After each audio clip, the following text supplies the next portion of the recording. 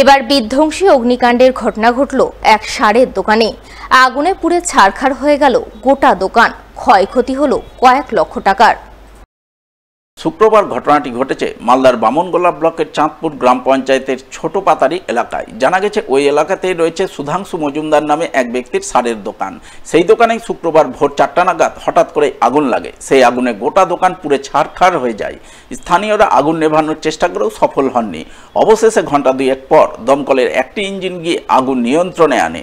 তবে আগুন নিয়ন্ত্রণে আসলেও ততক্ষণে সার ব্যবসায়ী সুধাংশু মজুমদার কার্যত সর্বশান্ত হয়ে পড়েন। তার দোকানে মজুদ কয়েক লক্ষ টাকার সার আগুনে পুড়ে নষ্ট হয়ে যায় বলে খবর। আমি রাত 4টা নাগাদ ফোন পাই, বলছে আগুন লেগেছে। এখন এসে দেখি সব তালামালায় ছিল। তখন কীভাবে লেগেছে কী করে বলবো। আমি 4টা নাগাদ খবর পাই। ফায়ার ব্রিগেড এসে ধরেন ওই 7:30 নাগাদ, আনুমানিক তাও 25-26 লাখ টাকা।